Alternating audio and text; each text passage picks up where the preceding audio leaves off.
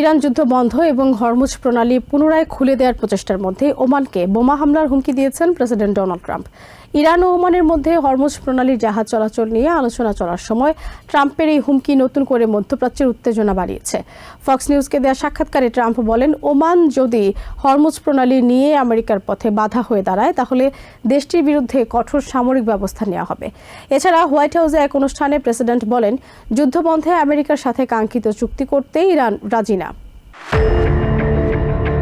গত জুনে আমেরিকা এবং ইরানের স্বাক্ষরিত সমঝোতা স্মারকের মেয়াদ আনুষ্ঠানিকভাবে শেষ হয়ে গেছে। যদিও দুই পক্ষের পাল্টাপাল্টি হামলায় আগেই ভেস্তে যায় চুক্তিটি। নতুন করে আলোচনার দৃশ্যমান কোনো উদ্যোগও নেই। এমন পরিস্থিতির মধ্যেই হরমুজ প্রণালীতে আমেরিকার লক্ষ্য পূরণে কোনো বাধা সৃষ্টি করলে ওমানে বোমা হামলার হুমকি দিয়েছেন প্রেসিডেন্ট ডোনাল্ড ট্রাম্প। সোমবার ফক্স নিউজকে টেলিফোনে দেয়া সাক্ষাৎকারে এই হুমকি দেন তিনি। সাক্ষাৎকারে ইরানকে আত্মসমর্পণেরও আহ্বান জানান ট্রাম্প।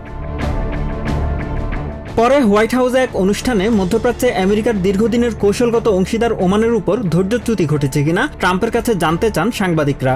ইরানের সাথে 60 দিনের সমঝোতা স্মারকের মেয়াদ এরই মধ্যে শেষ হলেও তেহরান কখনোই ওয়াশিংটনের কাঙ্ক্ষিত চুক্তিতে পৌঁছাতে পারবে না বলে মন্তব্য করেন ট্রাম্প। তিনি আবারও জোর দিয়ে বলেন, ইরানকে যে কোনো মূল্যে পারমাণবিক অস্ত্র অর্জন থেকে বিরত রাখা হবে।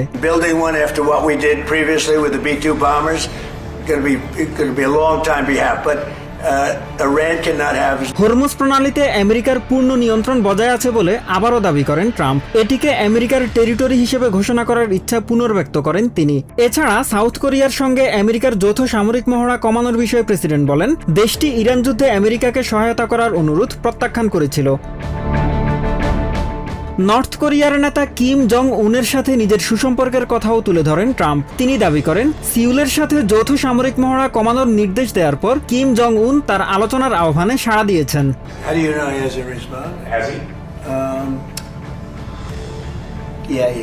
ব্রিটেনের প্রধানমন্ত্রী অ্যান্ডি বার্নহামের প্রতি আবারও নর্থ সি উন্মুক্ত করে দেওয়ার আহ্বান জানান প্রেসিডেন্ট।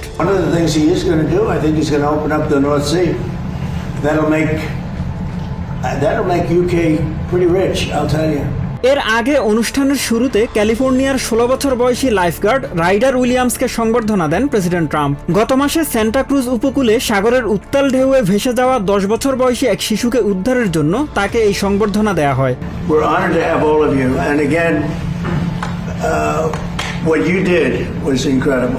এ সময় রাইডারের বিরচিত ভূমিকার প্রশংসা করেন ট্রাম্প।